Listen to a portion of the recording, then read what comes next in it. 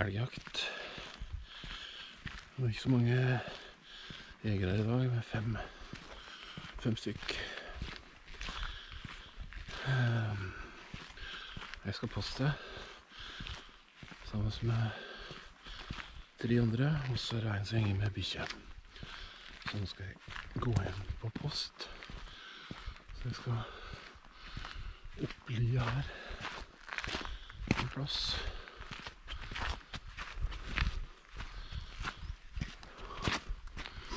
Og det er oppholdsvær, eller fint vær egentlig, sånn sett. Ja. Og det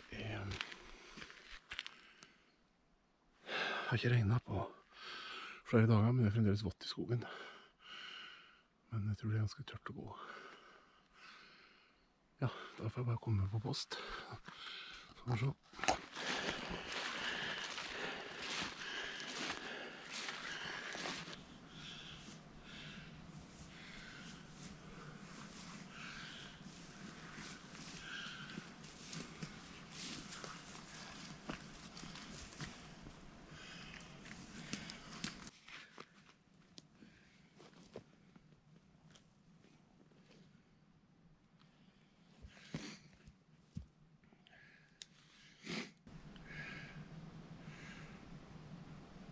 Kenneth, tror jeg.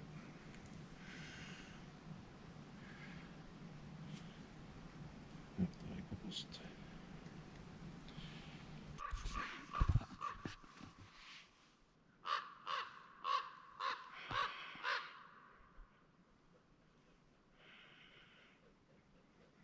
I dag så er det unge dyr som gjelder. Det vil si det kan skytes okse opp til 5 dager. Men ja, jeg får se. Bikkja er slept, og den er 900 meter fra meg. Så får vi se. Det er forholdsvis stille i været nå. Det bør være bra luktforhold, med litt fuktig bakke. Når jeg gikk på post i dag, så jeg hovedsakelig hjortespor, men det er ikke jakt etter hjort i dag. Jeg skal ikke skytes hjort i dag, jeg skal skytes kun elg. Så får vi se sning.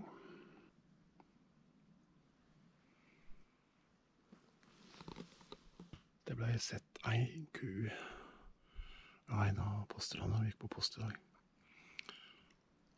Det er jo ikke det vi skal ha, så derfor gikk bikkja opp lenger sør da, i drevet enn beregnet. Elgen kan komme fra flere plasser her. Jeg kom opp en renne som kommer ut der. Som kan komme der. En annen renne er rett frem der. I tillegg så har du myrdraget ut der. Det myrdraget starter der ute. Vi kan også gå over her. Så det er de plassene jeg skal følge med på. Jeg har nå fått på meg øreklokkene. De er koblet opp på jaktradioen. Jeg har heimen i dag. Den har ikke temper. I dag så bruker jeg Saco Powerhead Blade, eller det han heter, tror jeg. Så det blir blyfritt i dag.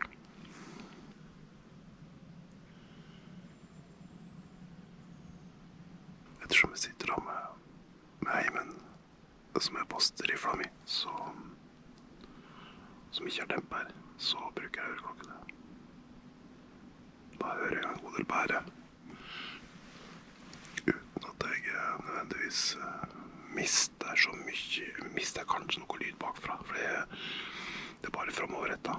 Det finnes jo øreklokker på markedet som er både fremover og bakover.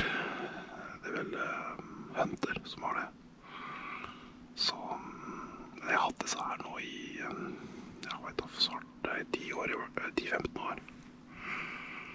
Så jeg må si at jeg er brukbart fornøyd med dem.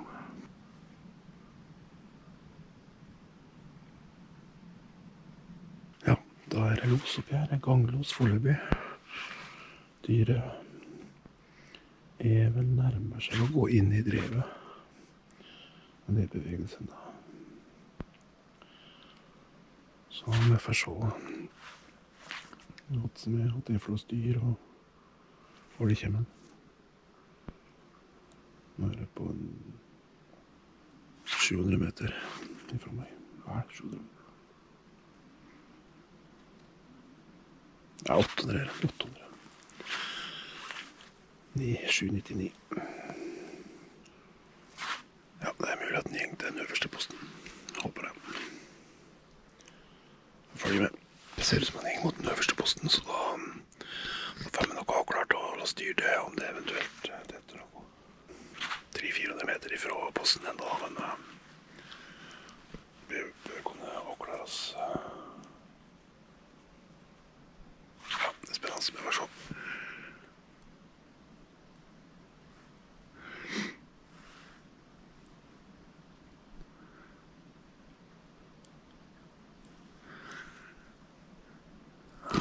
Der vinkler han. Spørs da om han oppdaget, eller fikk vær av posten eller noe, ikke godt å si. Kan komme ned her faktisk. Vi får se, vi får følge med. Sannsynligvis er gjengen ut og mellom meg og posten overfor da, men her ser vi hvordan det ser ut. Jeg er da ved den blå bilen. Det virker som han snur igjen, eller vrir. Det er veldig tett inn i området overfor her. Så det er jo en plass som det er fullt mulig å at losen roer seg. I så fall så blir det underføreren som gjeng på losen. Nei, det ser ut som jeg fikk rett på det, at han gjengen lenger, eller mellom meg og den øvre posten. Så der sitter jo ingen. Så det er vel fare for at han gjenger ut av drevet. Jeg ser vi bare den røde linja er grensa på terrenget. Så han har jo retning mot der, ser det ut som.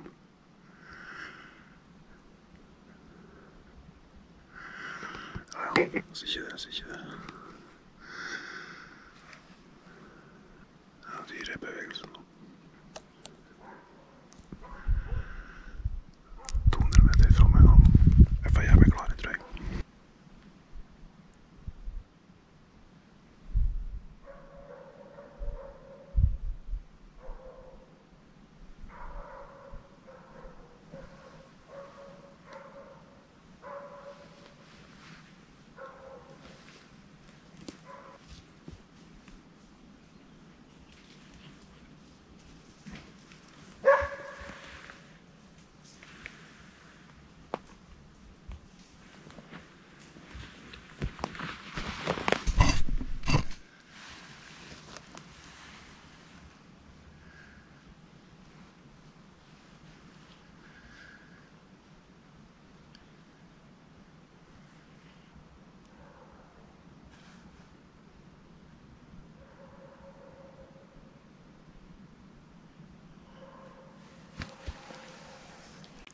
Den passerte inn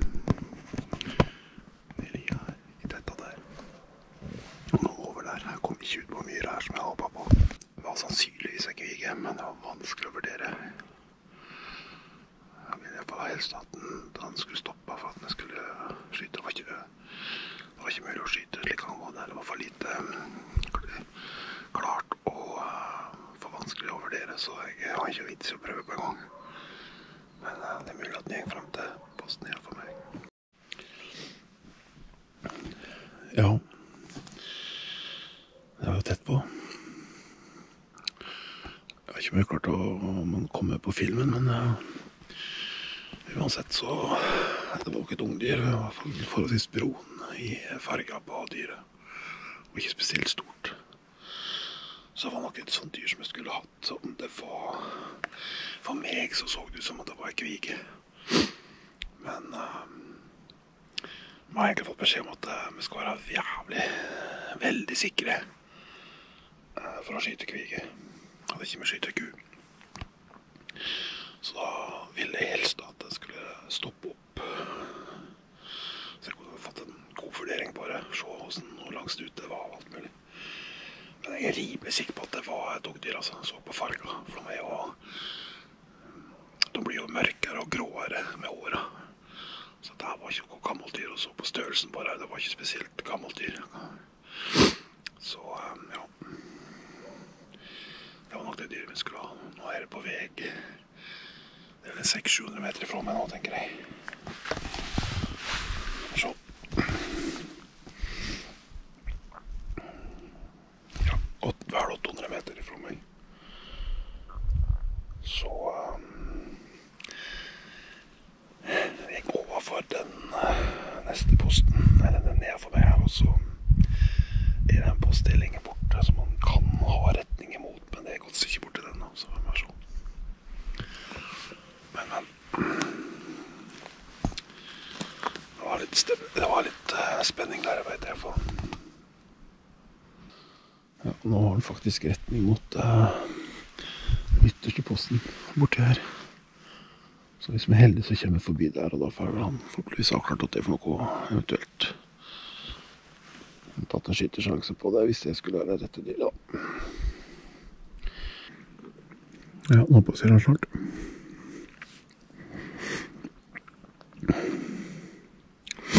Hvis han skulle sitte i området der. Eller en annen plass, jeg vet ikke akkurat året, men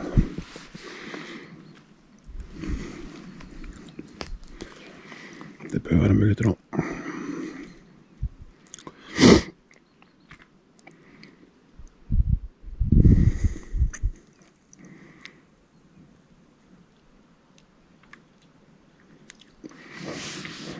Jeg hører godt losen selv i hvert fall med høreklokken som er lydforsterket på. Nei, der fikk en være han. Der snudd den. Der fikk en være han. Fader, altså. Nei, fader. Ja, ja. Sånn skjer. Det er litt søndag her, så det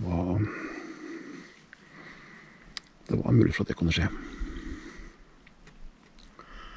Det var en mulighet for det, ja. Trasig. Der mellom Kolsnes her i nord da, så er det hundeføreren en eller annen plass inni der. Jeg vet ikke akkurat alle han er. Men det er bare ganglos. Jeg har ikke stått mye ro. Så han har ikke fått satt seg. Det er ingen grunn til å skal sette noe til det hvis han fikk være av posten på den serversturen. Ja, nå gikk jeg bare bort og så ser du bare se på spåret. Og her er den for. Kommer man til der og ut der og ut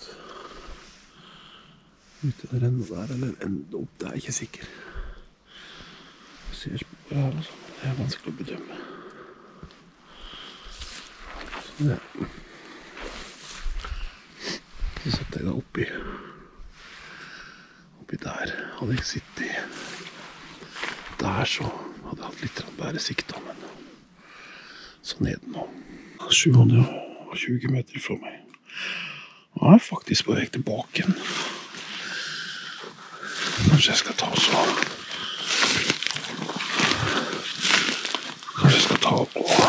flytte den posten til den plassen som jeg snakket om. Tilfelle jeg skulle klare å komme der. Nå er den bare 350 meter. Ja, den passerer med på oppsiden nå. Så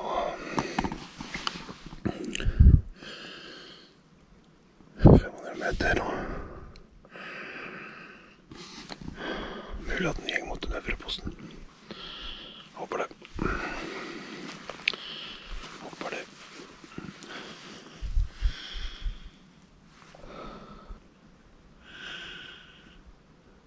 Jeg har faktisk snudd med øynene på stedet, men jeg tror det sitter folk der oppe. Vi får se.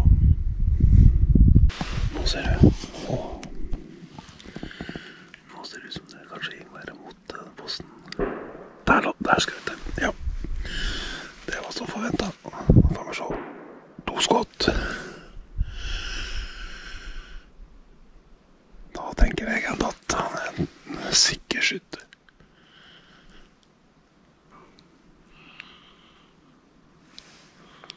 Ja, da skal vi komme opp til deg, Kai.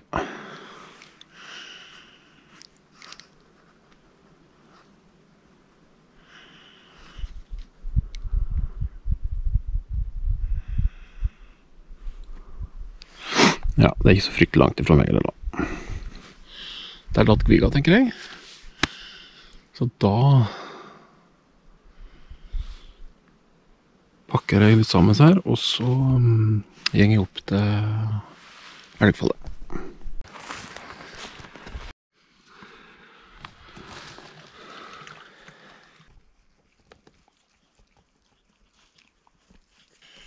Ja, nå har jeg dratt ut elgen til høgskanten, og så stikker Kai ned og henter sekshjuling for å plukke den opp.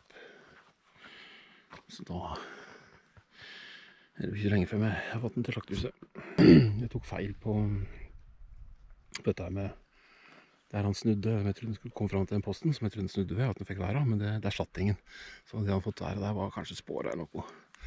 Så han hadde flyttet seg litt lenger opp. Så der hadde jeg feil på den da. Men den datt noe til slutt i hvert fall. Ikke fikk da. Ikke så store dyret. Kanskje en under 100 kilo i hvert fall. 80-90 kanskje. Vi får se.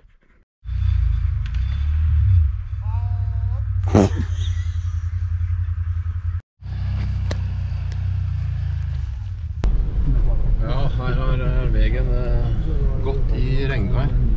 Så har jaktlaget ordnet litt, så jeg kan kjøre hans i hvert fall med firehjulstrekk. Så kan jeg bruke terrenget ordentlig i jakta.